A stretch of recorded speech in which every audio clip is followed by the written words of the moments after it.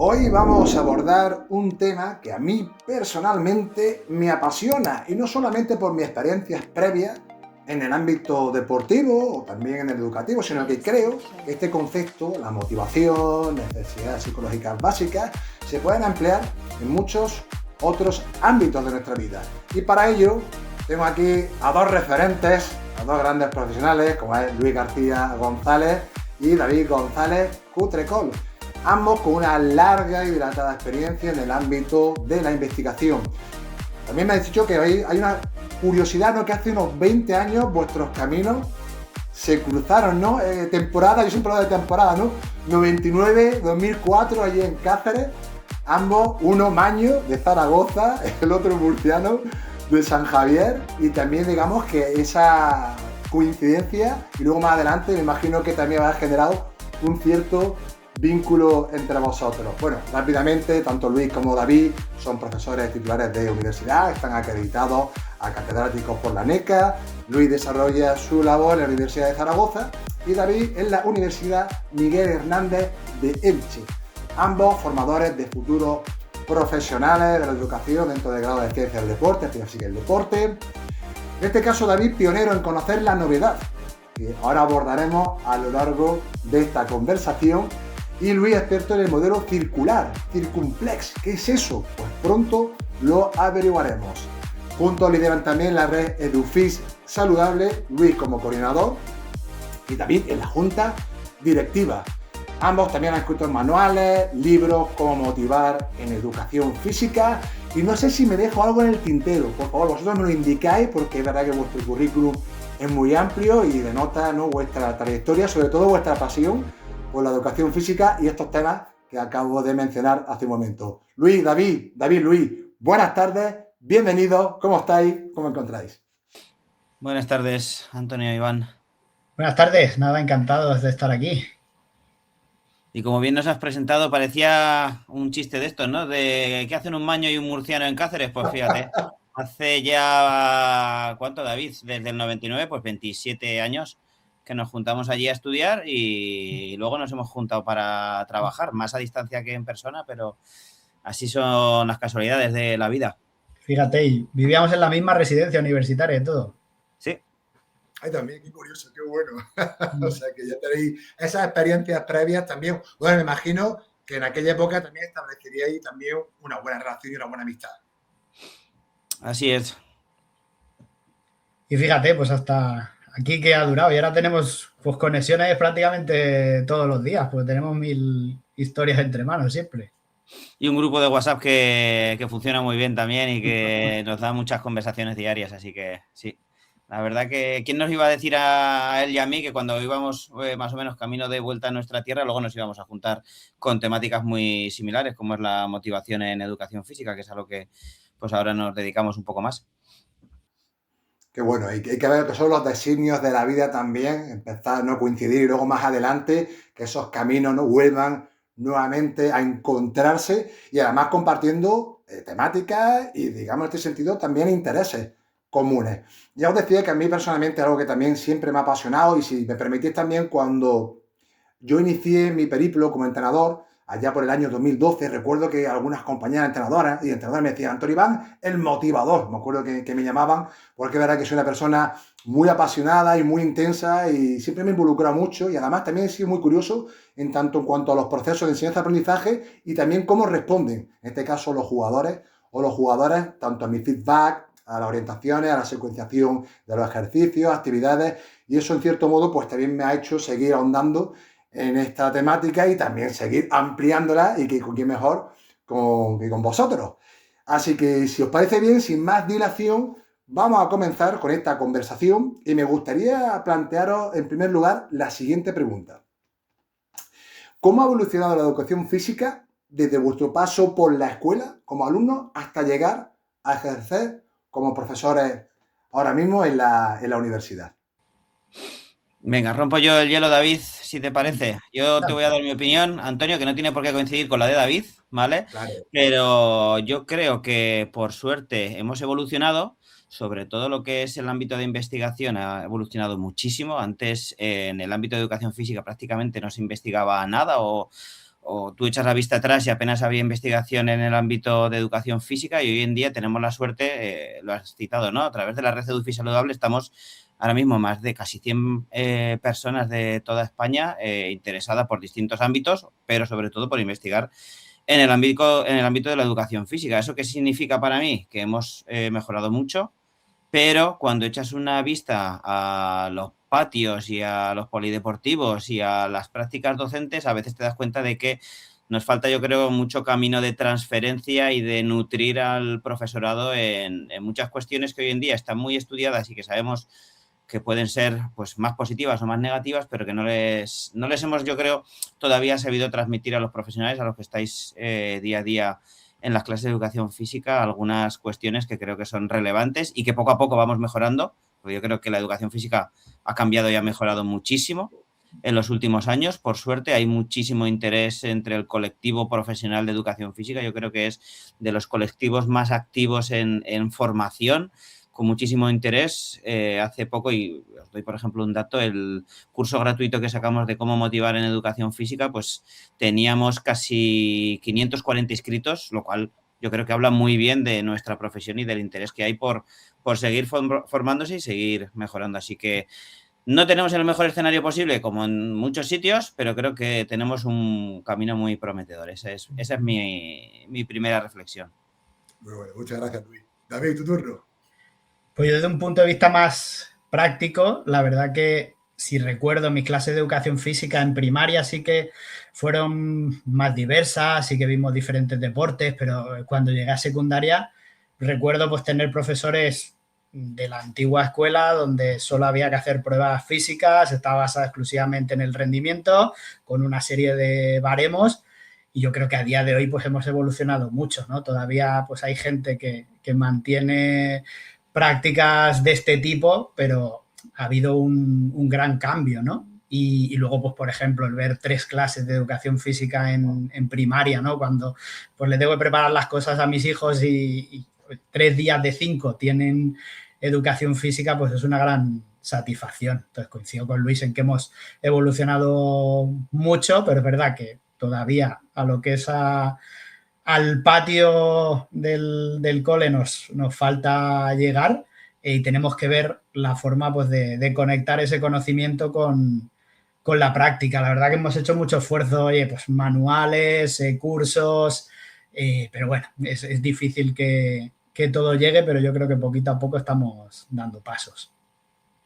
Yo opino igual, además ese punto que señala Luis, esa transferencia tan importante, y también es cierto que el colectivo de educación física, vamos, al menos bajo mi percepción, también son de los más activos. Vamos, recuerdo este verano en el Congreso de Cádiz, allí más de 300 personas, eso fue un ambiente también espectacular, gente con ganas de compartir, con ganas de aprender. Sobre todo ya sabéis que en esos congresos también, donde también está, como digo, el picorcito, pues la cervecita, la charla que luego tienes fuera de esa muchas veces dinámica, y son conversaciones que enriquecen una parte y otra en base a tu experiencia, en tu contexto, la importancia también del contexto muchas veces que determina esa práctica. Y luego lo que tú señalas, David, también, que me siento identificado, porque creo que más nos haremos de la misma quinta, yo creo también que en el instituto era el balón de fútbol o de baloncesto, pruebas físicas, los que estábamos más o menos físicamente bien, pues salíamos del paso, pero los que no, yo he llegado a ver a más de un compañero echando, como digo, el poti-poti, ¿sabes? Porque es que no llegaba. O sea que yo creo que eso ya, creo y espero que esté ya prácticamente arraigado. Si puede quedar uno, espero que sea lo mínimo, pero creo que vamos en el buen camino en ese sentido. Y bueno, como sabéis, el grosso de esta conversación es la motivación. Quería ahora plantearos la siguiente cuestión, que esto es un poco, ¿no?, como decirnos que fue antes la gallina o el huevo, ¿no? Y os pregunto directamente, ¿el logro precede a la motivación o la motivación precede al logro? Vamos, David, esta es para ti, que eres el teórico del grupo. Pues yo creo que es la pescadilla que se come la cola, ¿no? Al final, cuando hablas de logro, yo creo que me viene a la cabeza lo que es la percepción de competencia. Está claro, cuando te percibes competente, tu motivación mejora. Y al final, pues si tu motivación mejora, es más probable pues, que te involucres más, que te sientas más competente. Pero bueno, la idea es plantear las circunstancias para que se consigan esos logros, para que se perciba la competencia, ¿no? desde pequeñitos. Y centrarnos más en esa motivación más autodeterminada, que viene más de uno mismo, y no, porque claro, logro, ¿qué es el logro? ¿No? Ahí podríamos entrar también en un debate muy amplio. Tenemos que focalizar el logro pues, en cuestiones más personales y evitar las comparaciones con los demás. A esa cuestión que plantea el logro, claro, ahí se abre un melón. Claro, ¿qué entendemos por logro? Para la gente que nos está escuchando, tanto David, Luis, David, ¿no? Vosotros qué entendéis el logro, por contextualizar, entiendo que hay variables personales, por supuesto, del contexto, también del perfil o el estilo de enseñanza del profesorado, es algo que más o menos yo también lo he estudiado, pero me encantaría, ya que estéis aquí, si queréis más o menos definir o, digamos, concretar en base a vuestra experiencia y, digamos, investigación, qué es el logro, ¿no? ¿Qué podemos entender por eso del logro? Si quieres sigo yo, David. Para mí eso que es tan o que puede parecer tan indefinido, ¿no? ¿Qué es el logro? Lo marca en gran medida una parte la propia persona, es decir, para ti el logro lo puedes definir en términos de, pues imagínate, para alguien que va a dar clase de educación física es acabar el día sin ningún tipo de altercado dentro de clase, y hoy para otro puede ser definir que sus alumnos hayan aprendido muchísimo, se hayan divertido y hayan salido totalmente satisfechos de clase, ¿no? Entonces, el logro depende mucho de, pues bueno, de muchas cuestiones personales, y para un alumno de educación física el logro también va a depender mucho de lo que le plantee su profesor, porque cuando tu profe te dice que vamos a hacer una carrera y que gana el primero que llegue, pues está claro lo que es el logro, mientras que si tu profe te dice que lo importante es que bajes 2 segundos con respecto a la última carrera que hiciste y no hace un preparador listo ya, sino que hay un alumno que hace el rol de cronometrador, otro el de corredor y gestionas tu logro de forma personal y autorreferenciada, pues claro, cambian las cosas muchísimo. Entonces, si hablamos de educación física, el logro será en gran parte lo que el profesor quiera que sea. No sé si con todo eso te respondo, pero creo que ahí tenemos los profes de educación física una gran responsabilidad de definir bien lo que queremos entender por logro para nuestros alumnos, porque uno va a determinar una serie de cosas, uno va a generar un clima ego tremendo y otro va a generar un clima tarea muy alto. Entonces, ahí es donde están las claves muchas veces del éxito de la educación física, en definir bien esos criterios de logro para nuestros alumnos. David, ¿tú quieres añadir algo? Bueno, que ahí lo conectaremos luego más adelante, ¿no? Con esa percepción de competencia.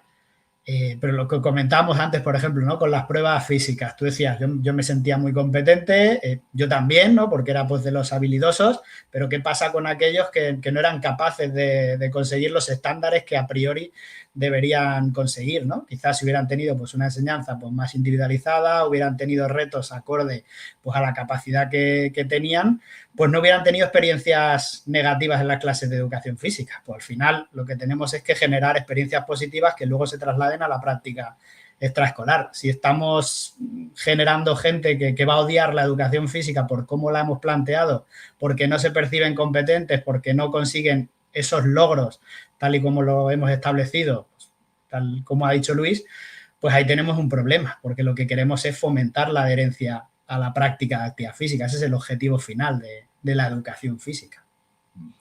Antonio, piensa una cosa. ¿Cuántos adultos de hoy en día que fracasaban haciendo la Kursnavet ves saliendo a correr hoy? Pues yo creo que pocos, porque su experiencia es, a mí esto de salir a correr, esto de además estar expuesto ante otros corriendo, a mí me enseñaron que esto se me daba mal, porque era el que primero terminaba con la dichosa prueba de los pitidos, que es una de las pruebas que Max te expone ante los demás, ¿no? Entonces, luego no queramos que de mayores salgan a correr o hagan una práctica de actividad física autónoma porque poca gente conozco yo que haga cosas que no les gusten, y les hemos enseñado a que eso no les gusta y no se les da bien. Entonces, ahí, pues fíjate, a la hora de hacer pruebas de condición física, que depende de la orientación que tengan, están desaconsejadas, pero entre hacer pues te pongo un ejemplo, entre hacer un test de Cooper en el que haya salidas alternadas, que tú corras el circuito hacia una dirección, otros compañeros corran hacia otra dirección, que nadie sepa o no tenga referencia de los demás, hacer la Kuznavet en el que todo el mundo sabe que tú eres el primero que te paras, además asfixiado y como dices tú, y casi echando la vomitina porque tienes sobrepeso y no puedes competir contra el chaval que está en el equipo de atletismo federado o de la Federación Extremeña de Atletismo, pues ahí cómo vas a competir contra él, si es que es imposible. Entonces, ahí es donde se marcan muchas experiencias, muchas pueden ser positivas. Yo creo que pues los tres que estamos aquí seguramente tuvimos experiencias relativamente positivas y por eso nos hemos dedicado al ámbito deportivo o a la educación física, pero tenemos otro conjunto de ejemplos y de compañeros y amigos que seguro que se dedicaron a otra cosa porque dijeron, esto para mí no es. Os escuchaba y permitidme la cuña a modo de salsa rosa, también vi hace una semana, un mes, a un guionista que creo que le dieron un premio y que le dedicaba ese premio a su profesor, ojo, de gimnasia. Yo recuerdo que hubo algunos comentarios polémicos al respecto y dijo, oye, ese matiz es importante, ¿no? Porque el profe de gimnasia, como ya sabéis, asocia a esas prácticas o malas praxis en el que iban más bien a generar situaciones de competitividad y no se tienen en cuenta estos otros aspectos que ya os digo, personalmente son clave y la gente que nos está escuchando, de verdad, porque esto no es solo porque lo digan Luis y David, hay investigación ya sólida, rigurosa y robusta que demuestra los beneficios tan grandes, el hecho de generar o de ajustar los niveles de dificultad al grupo clase y luego pues todo lo que viene relacionado con la teoría también de la autodeterminación, ¿no? De Ryan y Deci, que está relacionado con necesidades psicológicas básicas. Seguimos avanzando. Una frase muy manida, que seguro que la habéis escuchado. El alumnado debe ir motivado de casa. Ojo, es el profesorado el que tiene que motivar al alumnado. Aquí os dejo estas dos frases también que suelen escucharse con bastante frecuencia. ¿Qué os parece, Luis y David? Dale, David. Bueno, yo aquí tengo una opinión muy clara. Si el alumnado viene motivado de clase, pues, o sea, de casa, estupendo. Pero ¿qué pasa con el que no viene motivado? Que ya no cuenta, que ya no vale, que no podemos hacer nada. Para mí el docente tiene un papel fundamental en mantener la motivación del que ya viene motivado, pero también en conseguir desarrollar una motivación positiva en el que no tiene esa motivación tan positiva. Y lo tengo clarísimo, ¿no? Yo cuando escucho a compañeros, no, es que los estudiantes de hoy en día es que no tienen ganas de hacer nada, es que no sé qué, pues si no vienen, pues nada, que me dedico solo a los que tienen interés. Qué fácil es dedicarse solo a los que tienen interés. Pues yo creo que tenemos la capacidad de sobra para poder despertar ese interés utilizando estrategias para conseguir que disfruten, que aprendan cosas. Yo soy aférrimo defensor del docente que intenta mejorar la motivación de sus estudiantes. Qué bueno.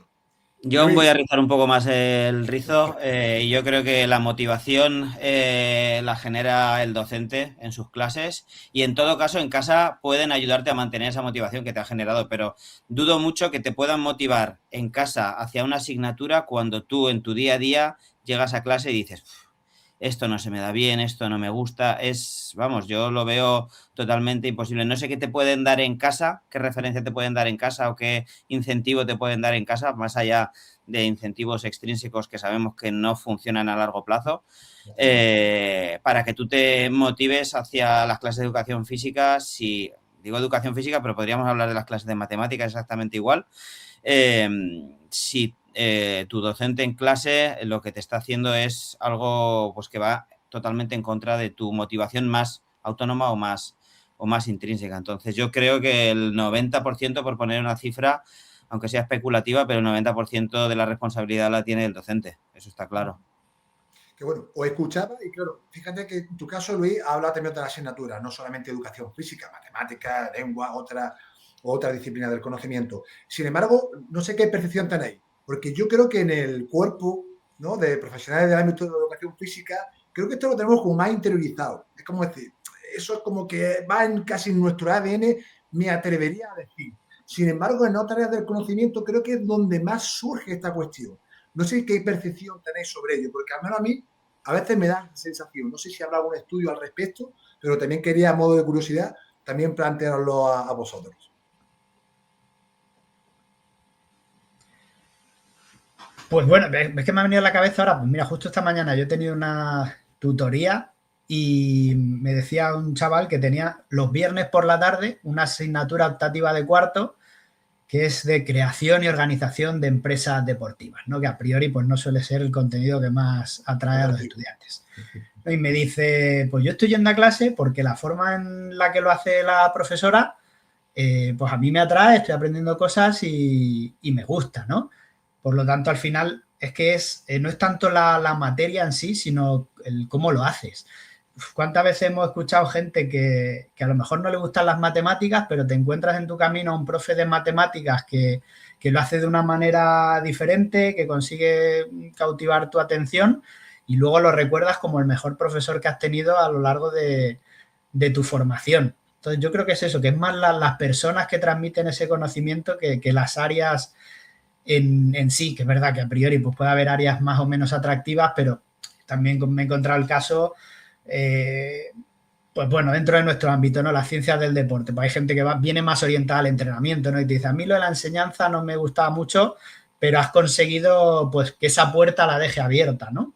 Pues para mí eso me parece un logro, conseguir que alguien pues cambie ese chip por cómo lo has hecho tú.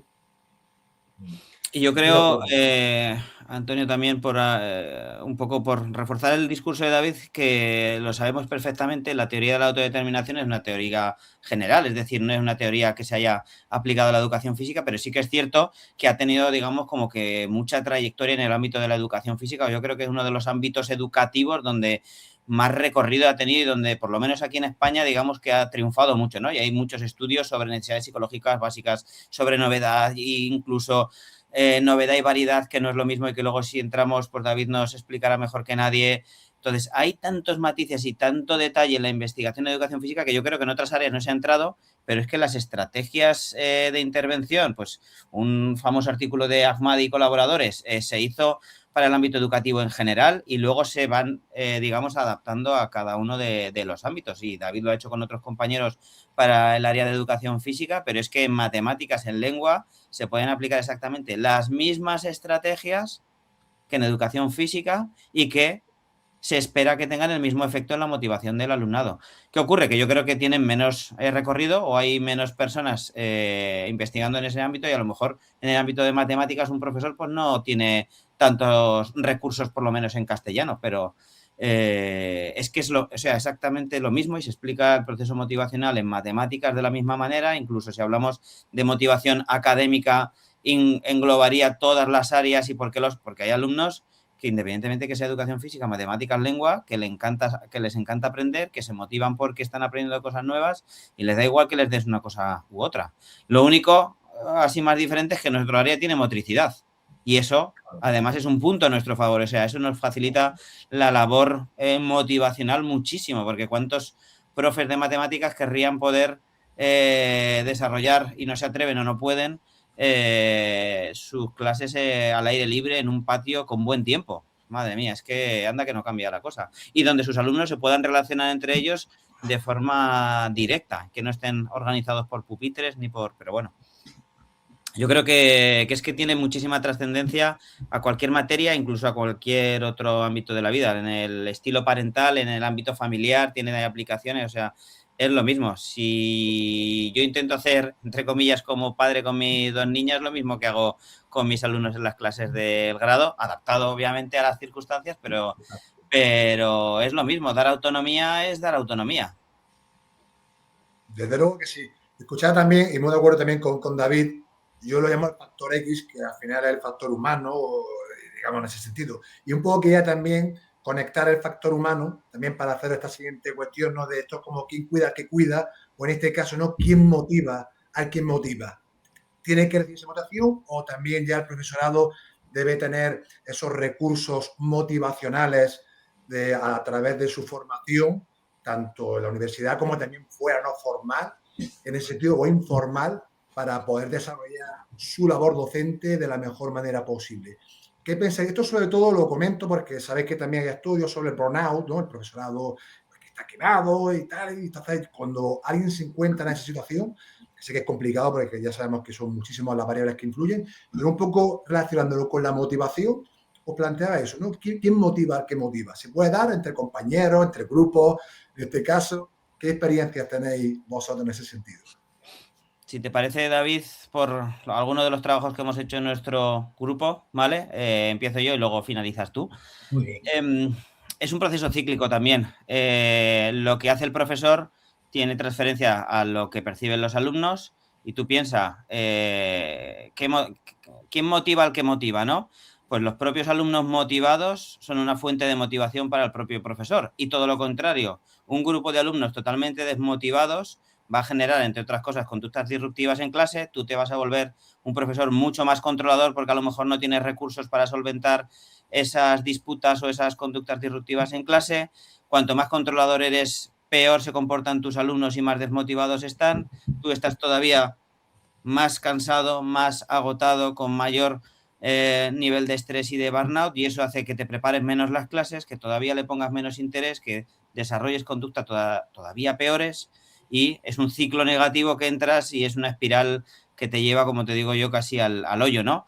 Pero en el momento que empiezas a cambiar cosas y empiezas a lo mejor a desarrollar estrategias motivacionales pequeñitas, que muchas veces lo que hablamos es cambiar detalles del día a día y hacen que ese día tus alumnos salgan un poquito más satisfechos, más motivados. Hoy no he tenido problemas en clase. Eso te anima y dices, estoy haciéndolo bien, tengo que seguir probando este tipo de estrategias, parece que funcionan. Esto del aprendizaje cooperativo aquí al principio de curso me ha funcionado, voy a seguir tal, y es una espiral que empieza en positivo y que también puedes acabar, pues digamos, muy arriba o salir de ese pozo es posible, ¿vale?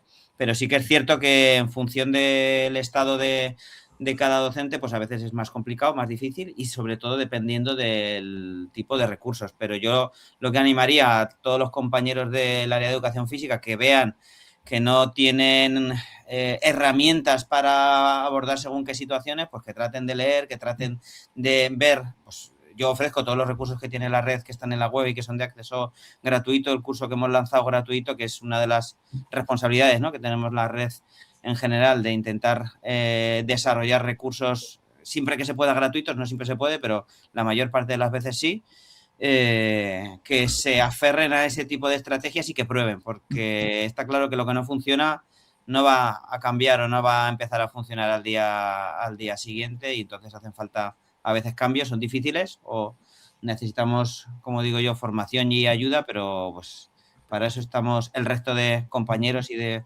profesionales que seguro que podemos intentar echar un cable y una mano.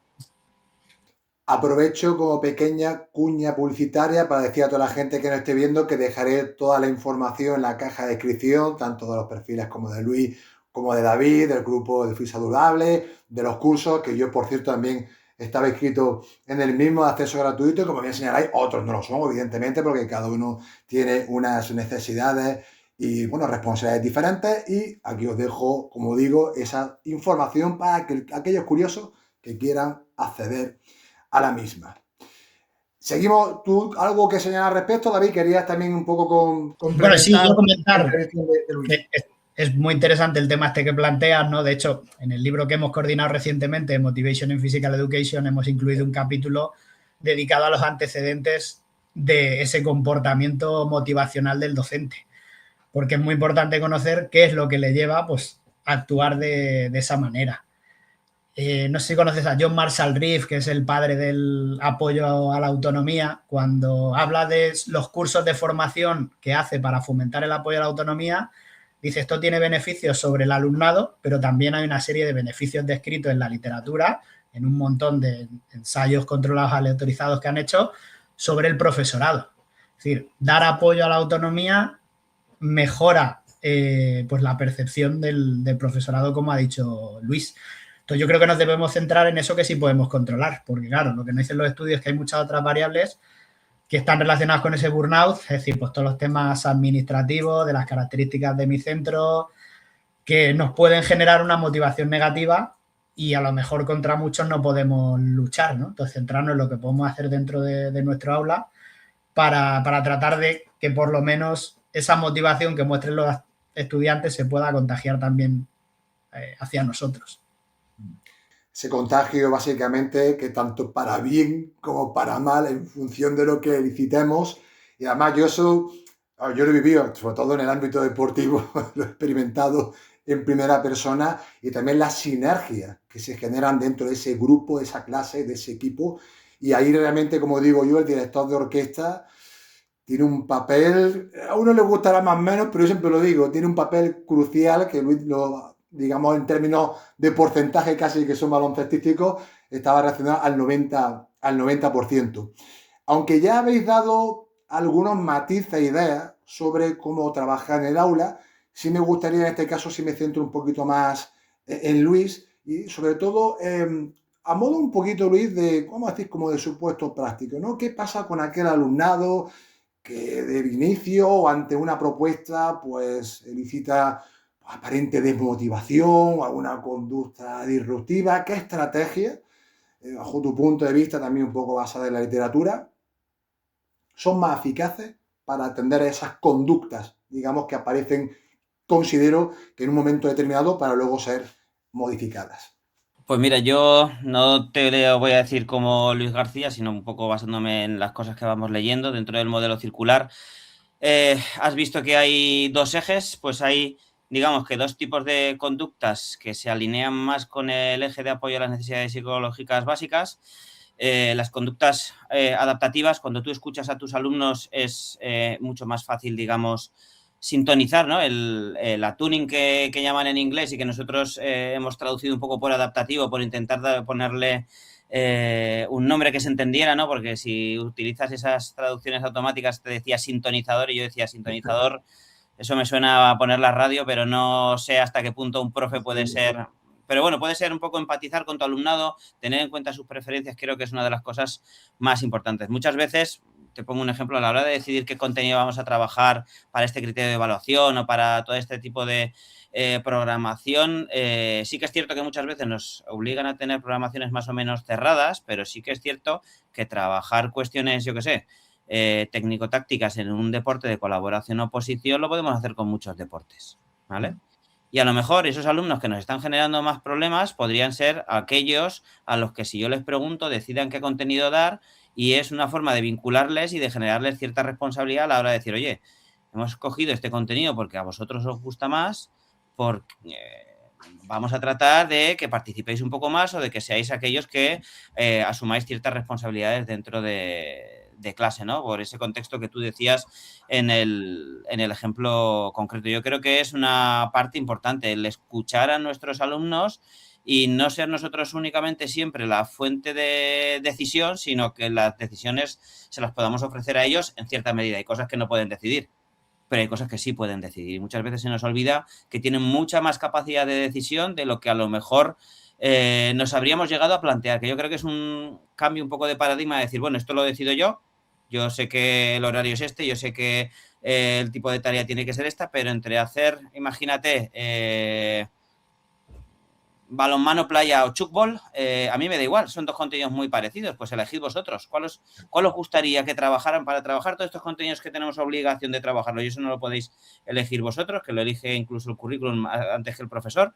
¿Qué podemos utilizar? Pues esto y esto. Yo te doy 3 opciones, las vemos entre todos, les doy un poquito más de responsabilidad a aquellos alumnos que sé que me generan más problemas en clase, les doy responsabilidad y ya que ellos han decidido, pues obviamente les pido a cambio que se impliquen, que se motiven, que prueben, que... Entonces, sería un ejemplo de una estrategia dentro de ese modelo circular que se alinea como las que más apoyan las necesidades psicológicas básicas y más van a favorecer la motivación del alumnado, ¿no? Por poner un ejemplo. Yo, si me permitís, por ejemplo, para complementar esto que tú señalas, Luis, en mi periodo de prácticas, yo precisamente llevé a cabo el ceder esa autonomía. Incluso te hablo con alumnado de primero de primaria. Es cierto que aquí en el centro en el que yo estaba, aquí en Granada, yo ya conocía el centro, conocía a los profes, porque de hecho el Loli ya tenía jugada de baloncesto, o sea que ya tenemos un vínculo previo a ello, y ella me dejó desde el inicio prácticamente los mandos desde la clase. Pero ya tenemos rutinas establecidas incluso por parejas, quién establecía el calentamiento, tema del material, e incluso luego cuando me quedé con un curso de tercero, de tercer ciclo que a priori eran más disruptivos, precisamente a la hora de ceder esas responsabilidades, preguntarles por sus intereses, siempre desde el equilibrio que tú señalas, Luis, atendiendo al currículum, a los criterios de evaluación que queremos trabajar con el alumnado. Y yo personalmente, lo digo, para mí fue un cambio. Además que ves cómo cambian, pero cambian radicalmente la actitud. Ojo, insisto, esto no es magia, ni ocurre en la primera sesión. Yo creo que hay que matizarlo porque muchas veces a la gente lo que le falta un poquito de paciencia. Y también nosotros mismos, a través de esa observación sistemática y realizando los ajustes necesarios para que eso siga transcurriendo con eficacia. Por lo tanto, insisto, yo en mi caso y luego también como entrenador, también siempre a lo largo, conforme iba cogiendo más experiencia, iba haciendo más. Yo os cuento en título personal. Es que al principio cuesta, porque dices, no sale bien, como que te presionas, parece que estás perdiendo el tiempo, yo levanto la mano, pero cuando lo haces bien, al contrario, lo que acabas es precisamente generando mucha eficiencia y además genera un vínculo mucho más cercano con las personas porque también les estás cediendo esa parte de responsabilidad que le hace integrarse, digamos, con esa filosofía de trabajo.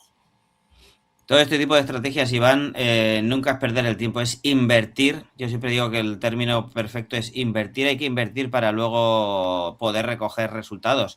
Y esto no es de un día para otro. Yo creo que la inmediatez, hablamos de los adolescentes que buscan la inmediatez, ¿no? En todo, pero es que a veces los profes también buscamos la inmediatez de dame algo para que me funcione mañana. No, para. Que es que mañana...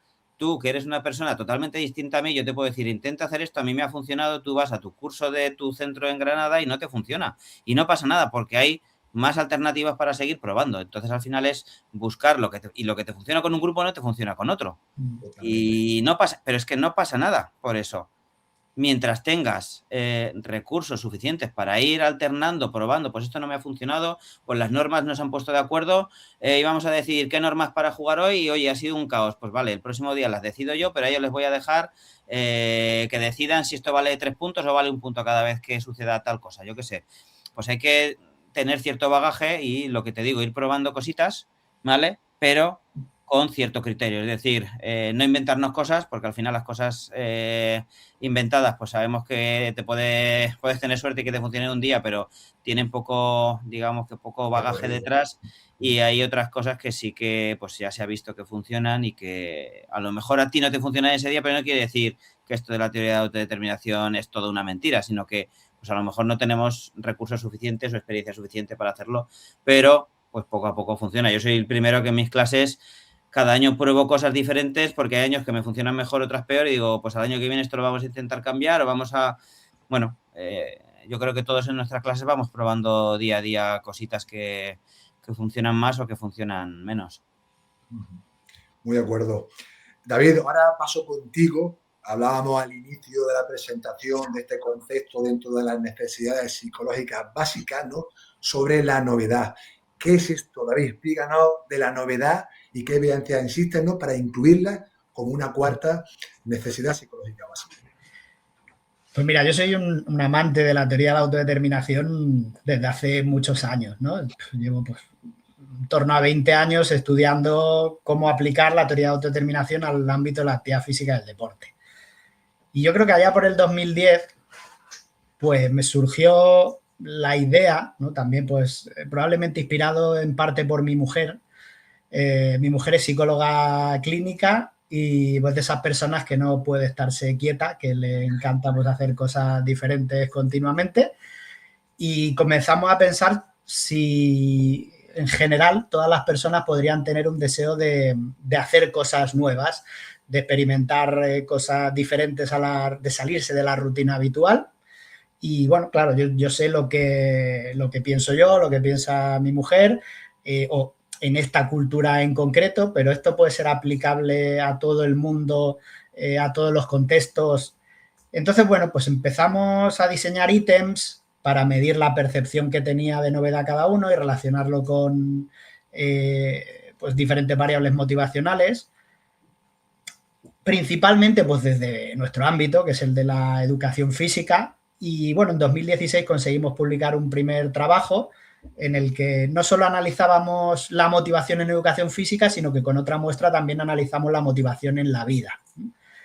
Y bueno, pues empezamos a ver que la percepción que tiene uno de novedad, es decir, eso, al final lo definíamos como experimentar cosas que no se han experimentado previamente o que se salen de la rutina habitual, tratando de englobar por un lado lo nuevo, pero también lo conocido que a lo mejor hace mucho tiempo que no hemos hecho y que nos puede resultar novedoso hacerlo un tiempo después. Y empezamos a encontrar pues, que se relacionaba con consecuencias positivas, ¿no? En educación física, pero también en el ámbito de la vida, luego seguimos avanzando y cuando miras atrás, oye, ves una progresión en, pues mira, ahora vamos a analizar la frustración de la novedad si tiene consecuencias negativas y que el profesor utilice estrategias de apoyo a la novedad, ¿no? Y ha ido evolucionando el conocimiento hasta el punto que ahora estamos en un momento en el que vamos a analizar toda la evidencia previa, ¿vale? Estamos trabajando en un metaanálisis y hemos identificado ya 73 estudios que han analizado la novedad dentro de la teoría de la autodeterminación. Una muestra más o menos de 43.000 personas. Y bueno, estamos ahora con el análisis de datos, pero además en contextos muy diversos. Es verdad que el grueso se ha dado, uno en España, porque salió la propuesta de aquí, y dos en educación física, porque también nació vinculado más al ámbito de la educación física, que es el que trabajamos nosotros, pero ya hay estudios en contextos como la vida en general, como el trabajo, como la enseñanza general en primaria, en secundaria, en la universidad, la formación del profesorado, en los videojuegos también, como la novedad pues puede ser un elemento positivo, en aspectos relacionados con el recreo en la escuela, la enseñanza de idiomas, es decir, en muchos contextos y además en muchos países diversos. Dentro de Europa, pues Reino Unido, en Estonia también hay trabajos, luego en Asia, que puede parecer una cultura bastante diferente, pues hay trabajos en Corea, en Japón, en Malasia, y todos apuntan en la misma línea.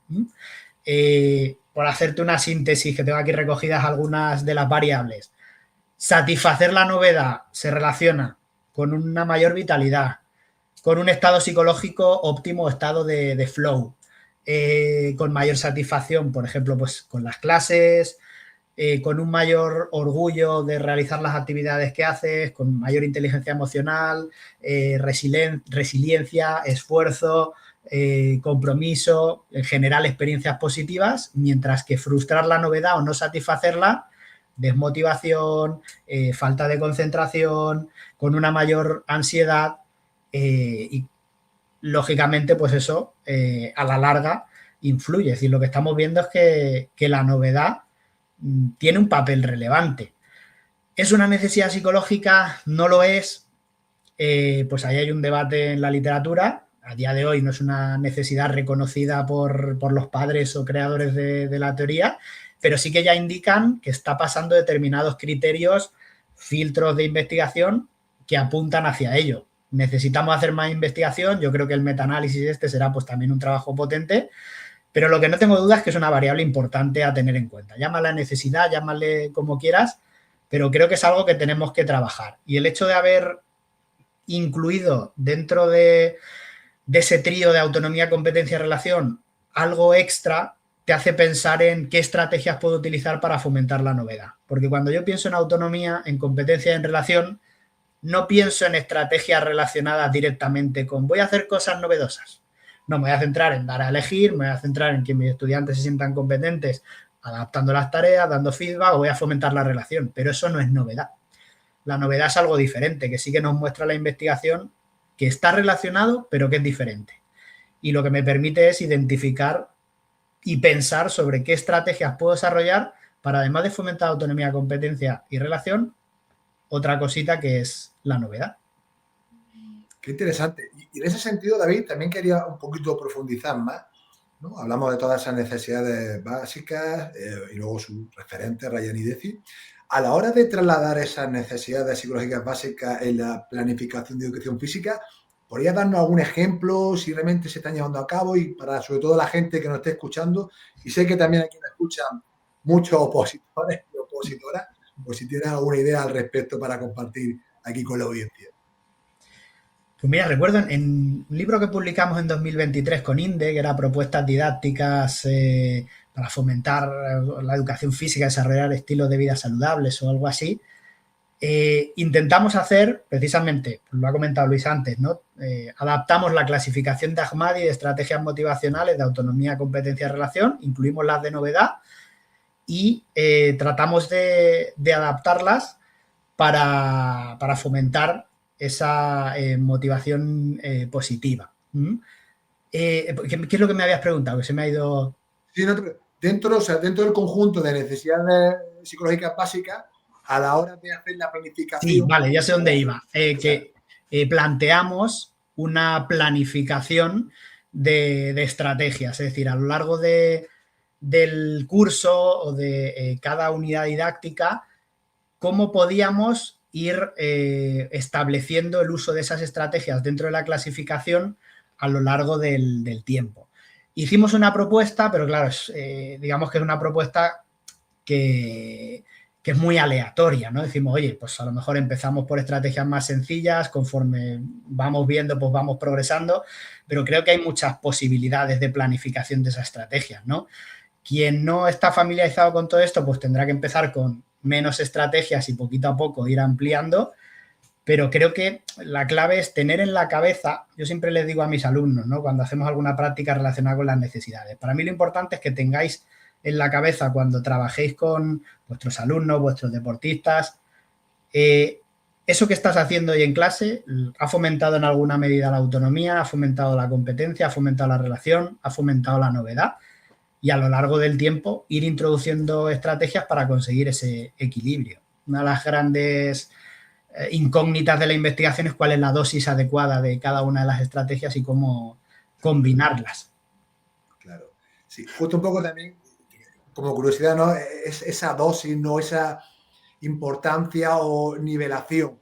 Entiendo que todas están correlacionadas. No creo que sean bloques estancos, entiendo yo, porque al final autonomía, te sientes competente, la relación también genera como ese círculo en el que convergen y conectan todas esas necesidades básicas. Entonces, bueno, me imagino que también dependerá mucho de tu objetivo, de esos criterios de evaluación y también del contexto, al menos en mi experiencia, ¿no? De si ves ciertas carencias, oye, pues a lo mejor pues trabajo un poquito más la autonomía para generar esa necesidad o la competencia, etcétera, un poco también a esas numerosas variables que nos encontramos en los contextos educativos. La siguiente cuestión, que ya más o menos también ya Luis nos la ha respondido, pero me voy a centrar sobre todo en la figura del docente a la hora de establecer, sobre todo, que el alumnado, esa transferencia de la actividad física y deportiva, más allá de las clases de educación física, es decir, que fuera del aula sigan teniendo, ya comentábamos anteriormente, malas praxis anteriores, que evidentemente eso lo que van a hacer precisamente es colocar un muro en el que muchas o la mayoría de las personas van a tener ese rechazo a esa actividad física. Pero en el día de hoy, el docente, ¿qué puede hacer? ¿Es la única variable que influye, David y Luis? En este caso, Luis, te pregunto a ti. ¿O ese 90% del profesorado realmente es el que tiene que ejercer esa responsabilidad? Yo, como te digo, soy un firme defensor de que los profes tenemos mucha trascendencia, más de la que nos pensamos. Desde el principio, tú fíjate la cantidad de horas que un alumno de educación física pasa con su profesor a lo largo de un curso completo, cuántas horas está con él y cómo puede condicionar y cuántos contenidos, ¿no? O cuántas unidades didácticas o situaciones de aprendizaje nuevas experimenta a lo largo de un curso. Ahora eso multiplícalo por los cursos de primaria más los cursos de secundaria, incluso primero de bachillerato, ya no te digo si coges la optativa de segundo de bachillerato, que ya sería la leche, ¿no? Y que de hecho la van a coger a aquellos que les guste la educación física y precisamente a los que no les guste no la van a coger. Pues tú fíjate, a lo largo de la infancia y la adolescencia, cuántas horas hay de experiencias que pueden ser positivas, neutras o negativas. Entonces, yo lo tengo muy claro, el profe es muy, muy, muy determinante, no es el único, obviamente, porque al final, a la hora de hacer actividad física fuera del entorno escolar, pues el entorno familiar también, obviamente, es súper importante, incluso los iguales, ¿no? El grupo de amigos que tú tengas, pues depende cómo sea y las costumbres que tenga, pues obviamente va a determinar muchas cosas, pero nosotros como docentes con las familias tenemos un impacto relativamente bajo, porque las familias no pasan por el centro, no pasan por el aula, no tienen por qué, podemos tener cierto contacto, podemos hacer por tener contacto con ellos, pero tampoco sabemos lo que ocurre fuera del centro, por lo tanto, sí que vamos a trabajar lo que está en nuestras manos. Yo también un poco, no por reinventármelo, sino por si un profe quiere cambiar cosas, mi opinión sería, y a lo mejor esto difiere con David, pero bueno, en base a los últimos resultados hemos colaborado, David, con un estudiante de doctorado de aquí de la Universidad de Zaragoza, con Diego Esteban, y él en una revisión sistemática con metaanálisis muy potente, una de las cosas que hemos visto es que lo que parece que tiene más influencia en ese principio, ¿no?, del proceso motivacional es la percepción de competencia, es lo que parece que predice por encima de otra. Entonces yo te diría, empieza por intentar que tus alumnos se perciban competentes en la actividad que estés realizando. La que hagas mañana, la tarea que hagas mañana, intenta que se perciban competentes. Intenta que puedan adaptar algo para que lo puedan, no para que lo hagan bien, sino para que sientan que lo puedan hacer, que es diferente, ¿eh? Que no es ponerle actividades fáciles de, esto es muy fácil, porque al final, cuando el nivel de dificultad es muy bajo, puede generar aburrimiento también. Entonces no es hacer actividades fáciles, sino es darle a cada uno, ¿no?, el nivel de reto necesario para que diga, esto lo puedo hacer, ¿vale? O esto me puedo intentar enfrentar a ello. Te pongo un ejemplo. A la hora de saltar a la comba habrá alumnos súper habilidosos que pueden hacer trucos con combas súper difíciles. Pues darle la opción de que puedan experimentar esos trucos difíciles, pero aquellos que tengan menos habilidad, dale la opción para que hagan saltos sencillitos, básicos, que les hagan tener éxito ese día en clase y que al día siguiente digan, yo quiero seguir probando que esto... Y no pasa nada porque tú, Antonio, estés haciendo un tipo de salto, David otro y yo otro, porque somos 3 alumnos que no tenemos por qué estar comparándonos, podemos evitar que nos comparemos y, pues yo qué sé, pues desde generar una ficha con 10 tipos de saltos y que cada uno elija por dónde quiere empezar, pero la condición es que tienes que realizar al menos 3 tipos al final de la clase, por ponerte un ejemplo, ¿no? Yo empezaría por ahí, con estrategias sencillitas de apoyo a la competencia para que el alumno se sienta competente y tenga ganas de continuar, que creo que es uno de los retos a veces cuando abordamos nuevos contenidos. Yo qué sé, el salto con combas siempre se ha visto como que es un contenido más femenino que masculino y depende de las... nosotros hemos visto o hemos hecho experiencias con combas totalmente flipantes de cómo tanto los chicos como las chicas se implican, se motivan, porque se les ha dado esa dosis de reto justa y cada uno ha podido elegir y además han visto que lo podían hacer y encima lo hemos hecho de forma conjunta con varios de mis coleguitas de clase, que es con los que yo quiero estar siempre haciendo cosas, pues al final eso acaba dando, yo creo, que sus frutos, ¿no? Yo estoy muy de acuerdo, de hecho me ha recordado que en mis prácticas, bueno, al principio cuando empecé, precisamente se llevó a cabo una situación de aprendizaje de comba. Y te hablo con primer ciclo, que son los más pequeñines. ¿Y qué ocurre? Lo que has dicho, variabilidad y ajustando el reto a la persona en concreto, tanto chicos como chicas, aquellos que eran un poquito más habilidosos, iba aumentando el nivel de dificultad. Incluso, yo como entrenador, esto hablo hace ya unos añitos, recuerdo cuando llevaba un mini de baloncesto femenino, los primeros recursos, lo típico al empezar, la entrada a canasta. Y había chicas que por sus conocimientos previos, en este caso a través de la familia, porque sus padres habían jugado baloncesto, pues te hacían una entrada ya, era algo que ya dominaban. Pues ¿qué hacía yo? Oye, pues dame un paso perdido, un aro pasado, dame una bomba al estilo Navarro, y eso incluso contribuía a aquellas, porque veían, yo también quiero probar, digo, sí, vamos a probar, pero primero vamos a intentar hacer marcar bien una entrada bien ejecutada y ya pasamos al siguiente nivel. Eso fomentaba incluso mayor motivación porque se concentraban bien para superar ese reto y pasar al siguiente. Esto cuento una anécdota mía personal de hace muchos años, antes de no conocer nada de esto a nivel teórico, que ya os digo yo que muchas de las cuestiones que he ido aprendiendo y que también a lo largo de mi experiencia deportiva, un poco por, no sé si llamarlo intuición, ensayo, error, también he ido descubriendo. Lo que sí yo recomiendo, y ahora me di cuenta, pero son, como sabéis, procesos y también la vida me ha puesto, es que si yo esto lo hubiese sabido antes, quizás me hubiese ahorrado también algunas malas praxis, que por eso siempre hago también esta labor para intentar divulgar y que la gente acceda a esta información e intentar evitar ese proceso que a veces sé que es inevitable, pues, oye, pero si podemos saltarlo y empezar a hacer las cosas muy bien del inicio, yo creo que sería mucho mejor. David, ¿tú tienes algo que añadir al respecto? Bueno, yo por hacer un apunte, cuando has preguntado por cómo la educación física pues, influye en la práctica deportiva extraescolar, a mí me ha venido también a la mente pues, el estudio que ha comentado Luis, ¿no? Por ponerle nombre, habla sobre el modelo transcontextual de la motivación. Y lo que ha hecho este doctorando de Luis es una revisión de toda la literatura y un metaanálisis.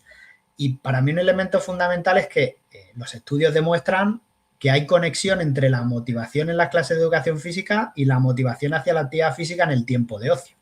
Es decir, está demostrado científicamente que lo que hace un profesor en sus clases influye en lo que ocurre fuera.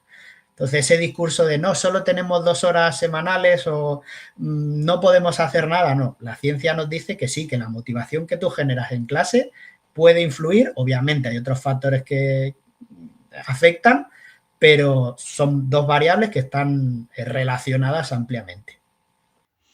A mí me ha hecho evocar, y esto me hasta, porque claro, hablar de uno mismo a veces da vergüenza, está un poco feillo, la verdad, pero lo que has comentado, David, claro, yo en mis prácticas estuve unos meses y es verdad que una de las situaciones que llevé a cabo fue, la titulé Más allá del baloncesto. Claro, yo vengo del ámbito deportivo y como sabéis, aunque haya similitudes, no es lo mismo el deportivo que el escolar.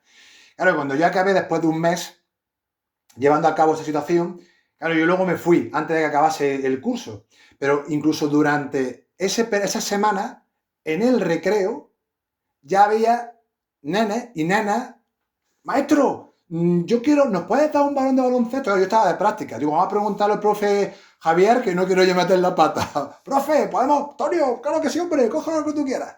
Pues ya empezaron a jugar, se empezaron a interesar por la práctica de baloncesto. Claro, yo como amante de este deporte, os digo, yo estaba allí mancho que pancho. Incluso cuando me fui, porque me fui un poquito antes de que acabase el curso, y luego volví, o sea, incluso los propios profesores me dijeron, no veas la que has liado aquí. O sea, y vinieron todos, que quiero jugar baloncesto, me quiero apuntar a un equipo, que te yo decía, madre mía, digo, ¿qué ha pasado aquí? Y yo entiendo también que algunos de los elementos es porque, primero, es mi pasión, domino mucho ese deporte porque lo he practicado desde los 12 años, tengo también un cierto dominio, muchas veces hablamos también de las demostraciones, que también pueden tener cierto impacto, ¿no? Si el profesor también tiene una cierta habilidad, que no siempre es así, que ya lo sé. Y un poco para reforzar un poco, que sea con esta correcta, un poco aquí de promoción, ¿no? La promoción personal, pero en mi experiencia sí es cierto que algo que veo, que si trabajamos de la manera que también un poco vosotros habéis desarrollado, tiene ese impacto que es clarividente en el alumnado. Claro, por ponerte 2 ejemplos con mis hijos, ¿no? El otro día viene mi hijo Iker de clase, que están trabajando, porque tienen un día atlético, que se van por ahí a las pistas de atletismo a practicar diferentes modalidades deportivas, y dentro del lanzamiento de jabalina, pues le enseñaron lo que era un vórtex, que yo tampoco sabía lo que era un vórtex, un misilito pequeño. Me dice, quiero un vórtex, y pues yo busqué lo que era un vórtex y le compré un vórtex y ahora está en la terraza tirando el elemento continuamente. Entonces, como, oye, desde las clases de educación física han conseguido producir esa estimulación.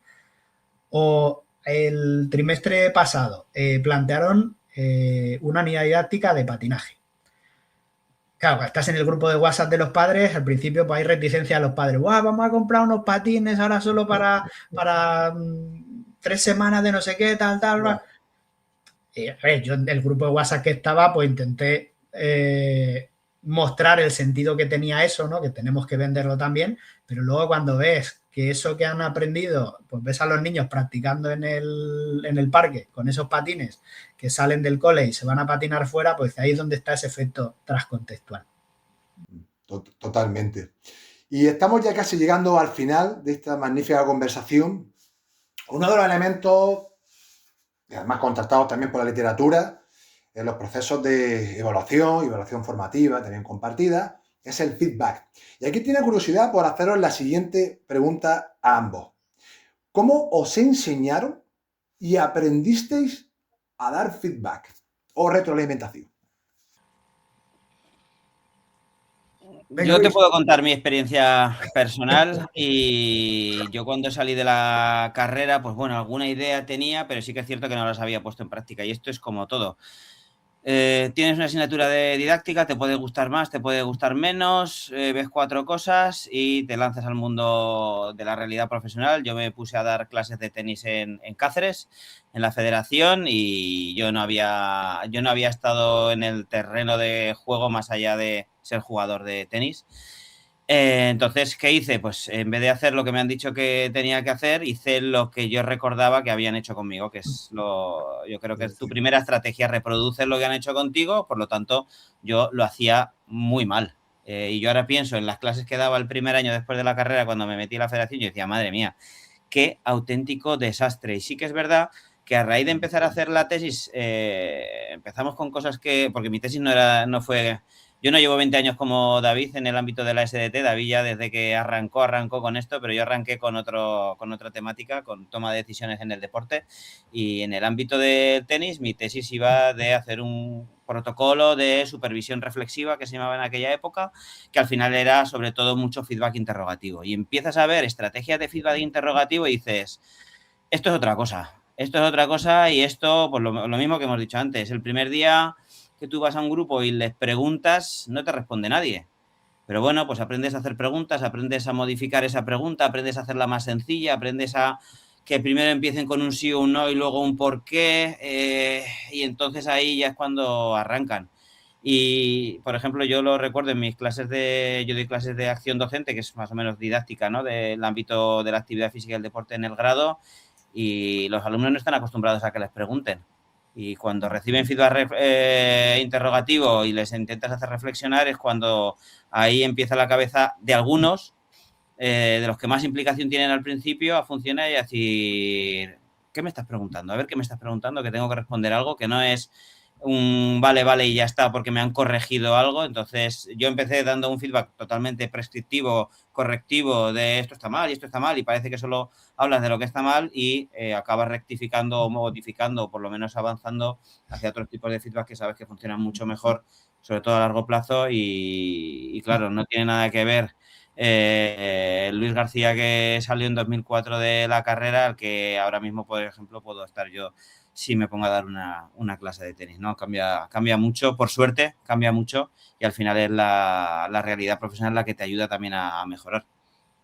Me siento muy identificado contigo, Luis. De hecho, yo lo llamo feedback socrático, que básicamente fue unas preguntas, ¿sabes? Para también fomentar esos procesos cognitivos en el alumnado o los jugadores. Y en tu caso, David, cuéntanos tu experiencia. Bueno, yo tuve la misma formación inicial que Luis, porque digo, estudiamos juntos, como has comentado, pero es verdad que sí que recuerdo, a ver, la didáctica de la actividad física fue mi asignatura favorita, porque es verdad que el profesor que teníamos consiguió despertar el interés, pero claro, cuando pienso, no teníamos prácticamente clases prácticas, es decir, había 3, 4 clases prácticas excepcionales que conseguía sacar en el horario, pues juntando clases y demás, pero casi todo eran clases teóricas. Entonces, vale, yo me sabía la teoría del feedback de pe a pa, tengo que hacer esto, esto y esto. Pero luego con respecto, te pones a la realidad a aplicarlo, pues es un mundo, ¿no? Entonces yo creo que ahora hay un salto cualitativo por cómo enseñamos ahora, pues bueno, tanto Luis como en mi caso aplicamos metodologías similares, ¿no?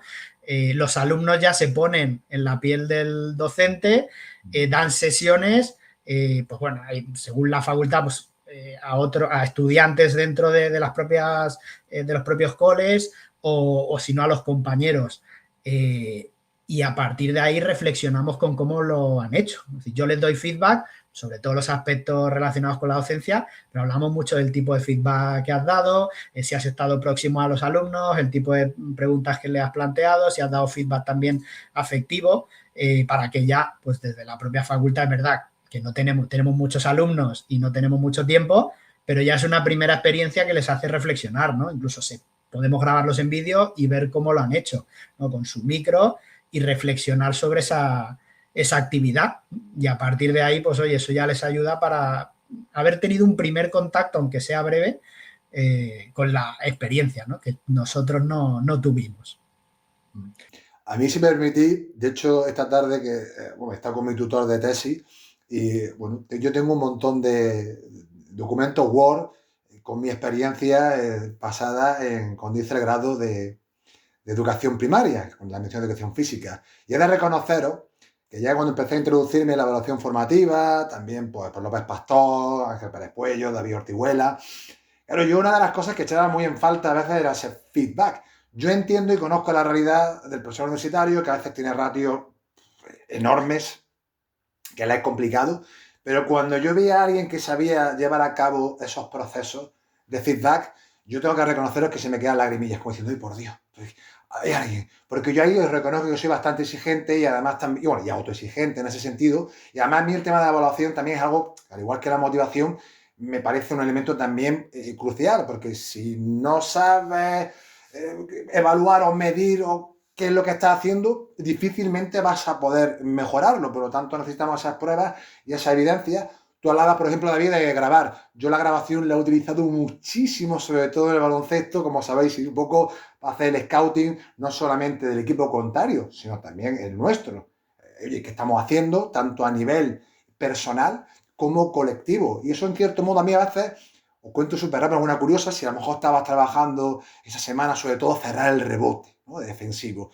Y alguna chica, no, que yo he cerrado todos los rebotes. Bueno, mira, cogiendo individualmente, me digo, vente conmigo, le ponía el vídeo y hacía así, uy, pues parece que lo digo, ¿ves cómo no quiero? Hay que intentar colocarse, ya les daba el feedback o preguntabas y utilizaba esos mecanismos a través de esa evidencia para visibilizar siempre de forma constructiva, no como hacía antes, es que lo hacen mal todo, cuando uno se está iniciando, por eso me sentía muy identificado como Luis, porque yo era bastante gruñón de reconocerlo, y con el paso del tiempo, pues te vas sosegando, te vas informando y gracias a Dios a través de esa reflexión vamos mejorando.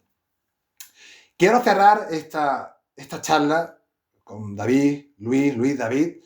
Hemos hablado también de transferencia, también hablamos de universidad, incluso David, tú hacías alusión, ¿no? De que, oye, me sabía todo el corpus teórico, pero ojo, cuando luego hay que aterrizarlo en el aula, que no es tan sencillo todo como me parece, ¿no? Y en muchas ocasiones también yo veo ese debate entre lo que pasa en el mundo de la investigación y lo que hay en el aula. Ya sabemos que esto es un debate muy recurrente y creo que, bueno, manifiesto. En ese sentido, quería haceros esta última cuestión. ¿Cómo creéis que se pueden construir, ¿no? Esos puentes, esas vigas, para acercar la evidencia a los centros educativos y, por consiguiente, al profesorado, en este caso, especialistas de educación física? Bueno, yo te daré mi opinión. Yo creo que hay que convencer al profesorado de las cosas que os podemos aportar desde el ámbito de la universidad, pero no solo en los grados. Tú ya has estudiado un grado, no tenías por qué estudiar otro grado, pero seguramente digamos que con lo que tú aprendiste en ese grado te da derecho, entre comillas, a presentarte a una posición, pero a lo mejor no es suficiente y eso yo creo que a veces profesorado no lo valora de igual manera. Hay gente muy inquieta como tú, que incluso te he escuchado que te has metido en una tesis doctoral, que son ya palabras mayores, es decir, correcto, hay gente muy inquieta a la hora de aprender que dice, vale, yo he terminado el grado, me da igual, pero yo ahora tengo problemas en mis clases y quiero solucionarlos. Y yo creo que ahí es donde tenemos que estar los profesores universitarios, más allá de los papers y de los artículos científicos y de los factores de impacto que a nosotros, pues para lo único que nos sirven es para acreditarnos a otras figuras de contratación y ya está, ¿vale? Pero yo creo que el paso está en que se incentive la transferencia para que genere interés en el profesorado, porque si no muchas veces nos quedamos de, no sé, pues tengo XJCR, muy bien, ¿y qué? ¿Y eso para qué me sirve a mí? Tenemos que hacer el esfuerzo de traducir estas cosas. Nosotros en la red, si de algo creo que podemos presumir, que no podemos presumir de muchas cosas, es de generar recursos, porque nos hemos juntado a un grupo de investigadores que tenemos mucho interés en transferir lo que... Hacer un paper te puede costar muchos años. David lleva no sé cuántos años trabajando para demostrar cuestiones sobre la novedad, pero seguramente lo que más transferencia tiene es ese capítulo del libro donde ha publicado estrategias para apoyar y no frustrar la novedad y que tú lo puedas leer y digas, anda, pues esto lo puedo hacer yo. Si no es tan difícil, si una vez que entiendes, como digo yo, si lo que hacemos nosotros, mi mujer de escucharme se lo sabe ya de memoria, o sea, si es que no es solo para, como digo yo, ni para altas esferas ni para el ámbito académico, que los profes tenéis problemas concretos y hay que daros herramientas, no solucionarlos porque los problemas los solucionáis vosotros, pero herramientas os podemos dar, pues hay que diseñar ese tipo de herramientas para que las podáis aplicar en el día a día y si no lo hacemos, pues estamos fallando porque hay ahí una brecha, ¿no? Una laguna, un distanciamiento que dicen, pues es que los de la universidad van a una cosa, pero yo tengo este problema y a mí no me lo solucionan o no me ayudas a solucionarlo, ¿no? Entonces, bueno, pues yo creo que tiene que ser una mirada directa al ámbito profesional y decir, hay que hablar con profes, hay que ver qué problemas tienen y hay que intentar, si podemos, o de forma coordinada, es decir, si yo me pongo a hablar contigo, Antonio Iván, seguro que tú me dices, pues yo cuando doy clase tengo estos problemas y yo te puedo decir, pues voy a intentar darte alguna herramienta y ahí de esa conversación muchas veces es de donde salen muchos frutos, ¿no? Y muchos cosas que tienen menor valor a nivel académico, pero ese manual o ese libro de cómo motivar en educación física o ese documento de no sé qué, pues al final es de las cosas. Yo el otro día miraba las estadísticas, el libro de cómo motivar en educación física, se lo comentaba a David y al resto de compañeros de la junta directiva, tiene, no sé si más de 50.000 descargas.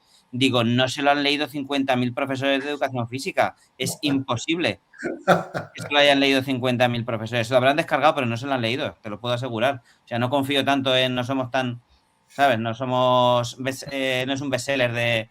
Pero, pues por ejemplo, ahí se nos ocurrió hacer este curso gratuito que dijimos, pues si les damos el mismo contenido, pero en un formato más digerido, pues un podcast, una lección, una infografía y 3 preguntas que te hagan reflexionar, pues igual conseguimos llegar un poco más. Yo creo que ahí es donde están un poco nuestras responsabilidades, ¿no? Como docentes universitarios de acercarnos a vosotros lo máximo posible. Interesante. David, tu turno. Yo creo que estamos ahora en una era que hay un problema que es el overbooking de información. Es decir, no sé, el otro día pues seguía una cuenta está relacionada con la educación física y a lo mejor en 5 minutos te ha publicado nueva publicación de libros que pues ha generado cualquier persona y ya tenemos 2.000 millones de recursos, ¿no? Claro, teniendo en cuenta que el profesorado va hasta arriba, que tiene el tiempo que tiene, no sé hasta qué punto el saturar de información es positivo. No tenemos más recursos, pero también habrá que formar de qué recursos pueden ser más útiles, cuáles menos, cuáles están basados en la evidencia o no. Y aquí abro un melón, aunque estemos terminando, que es el de determinadas prácticas que no están basadas en la evidencia científica. Y conecto con el tema de los influencers, las redes sociales, que a lo mejor hay una cuenta que es súper seguida, que te da ideas, que te da cosas, pero eso tiene un sustento científico detrás o no lo tiene, ¿no? Tenemos que ser capaces de conectar los que hacemos investigación con el profesorado. Desde la red es verdad que estamos muy preocupados desde siempre con esos cursos, con esos libros, de tratar de llegar, pero creo que hay que dar un paso más. Es importante. Fíjate que hablando, creo que el concepto se llama infoxificación, creo que si no recuerdo mal, que es esta gran cantidad y volumen colosal de información que circula no solo por las redes sociales, sino un montón de repositorios. Y ahora escuchaba, y yo sé que Luis ha trabajado mucho en la toma de decisiones, para mí uno de los elementos en el deporte que me parecen absolutamente nucleares, y aquí también nuevamente creo que entra la toma de decisión. El saber decidir, ¿no? Qué información es más fiable, que está basada en fuentes fiables, fidedignas, abiertas, para de esa manera saber seleccionar, ¿no? Aquella información que esté basada en la investigación y que a su vez también nos pueda servir. En mi caso, recuerdo que en baloncesto nosotros lo llamamos clinics. Iban allí grandes entrenadores del panorama nacional, internacional, y tenían ahí una muestra de jugadores que normalmente eran del club. ¿Vale? Pues era un infantil, un cadete, un senior, da igual. Y ellos te explicaban, pues, conceptos, pues nos mete una presión defensiva a toda pista, determinados recursos técnico-tácticos. Hay una de las cuestiones en las que mucha gente, sobre todo los más rookie o novatos, es que ya cogían, copiaban eso y ya se lo querían llevar, ¿no? Y una de las advertencias decía, calma, calma, calma, calma. Estos son ideas. Ahora, vosotros tenéis que reflexionar y adaptarlas a vuestro contexto particular. Porque no es lo mismo el equipo, vamos a suponer aquí, de Unicaja de Málaga o Real Madrid-Valencia, pues con todos los respetos, que un equipo de baloncesto de pueblo, pues que están ahí un poco empezando, o tienen, digamos, unas necesidades diferentes. No son ni mejores ni peores, sino diferentes. Entonces yo creo que ese aspecto es muy importante.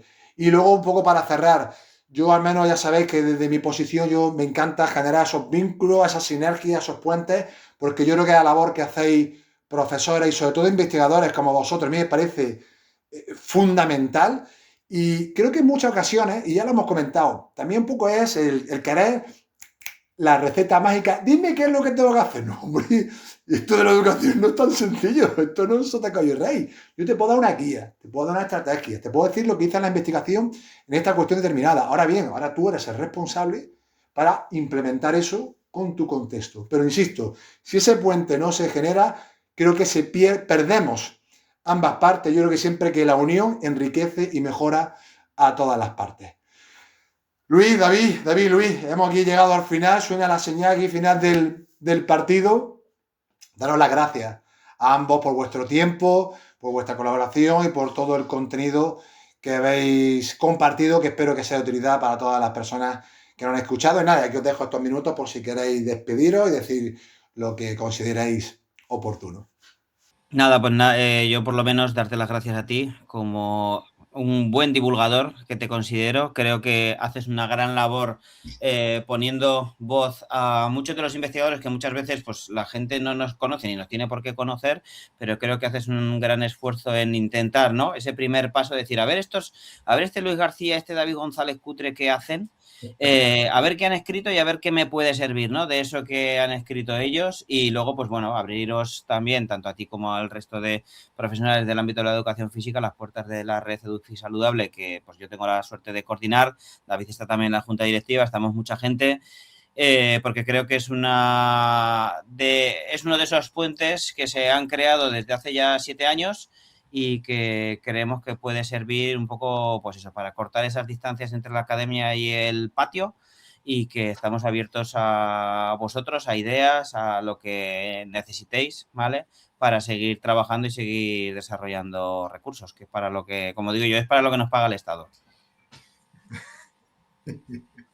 David, tu turno. Pues nada, yo un placer, encantado de estar aquí y también felicitarte porque creo que lo que estás haciendo tú responde a esa última pregunta que nos has planteado, ¿no? Pues el hecho de plantear estos foros de una manera pues así más atractiva es lo que conecta lo que hacemos nosotros en la universidad a través de la investigación con pues, ese profesorado pues, que puede seguirte, que puede ver tus vídeos, tus tertulias y que, oye, pues le puede activar determinados clics, ideas que luego pues puede profundizar en ello, puede aplicar a su contexto y creo que es una forma pues agradable y entretenida de llegar al profesorado. Yo agradezco mucho. Yo para mí esto, ya cuando empecé al inicio, si os cuento súper rápido, mi primer reto era ser capaz de ponerme delante de una cámara sin cagarme de miedo, lo digo así directamente, porque aunque yo sea muy parlanchín, os reconozco que cuando me veo a la cámara, no sé por qué, pero unos nervios se me contraía todo. Eso no quiere decir que no me pase ahora, esto es como cuando jugaba baloncesto, ¿no? Al principio de la competición te generaba esos nervios, pero cuando tenías más impactos y más experiencias, iba reduciendo esos niveles de aurosal, ¿no? Ahora, pero para mí esto es un placer que escuchar a profesionales como vosotros, os leo. Luis y David, yo el libro os tengo que reconocer que no me lo he leído entero, pero me he leído creo que ya el 75-80% del contenido. Y también he sacado alguna infografía que otra del mismo. Así que a la gente también os digo que si lo tenéis, leer cada uno a su ritmo, pero ya os digo yo que la labor que hacen Luis y García, sobre todo esos libros, dan ideas para llevarlas a clase que bien ejecutadas tienen, yo hablo siempre de probabilidades, ¿no? Una alta probabilidad de que tengan éxito en el contexto educativo. David, ha sido un placer conversar con ambos, para mí es muy edificante hablar con personas como vosotras, curiosas, investigadoras y que realmente seguís con esa hambre y esa motivación por seguir aprendiendo, compartiendo y divulgando también toda vuestra labor investigadora. Y nada más, llegamos aquí al final de este maravilloso programa y como siempre digo, a todas las personas que estáis desde la pantalla, daros millones de gracias, ese sí lo considero oportuno. Nos vemos en una nueva edición más de Charlamos sobre Educación. David, Luis, fuerte abrazo y abrazo. Un abrazo.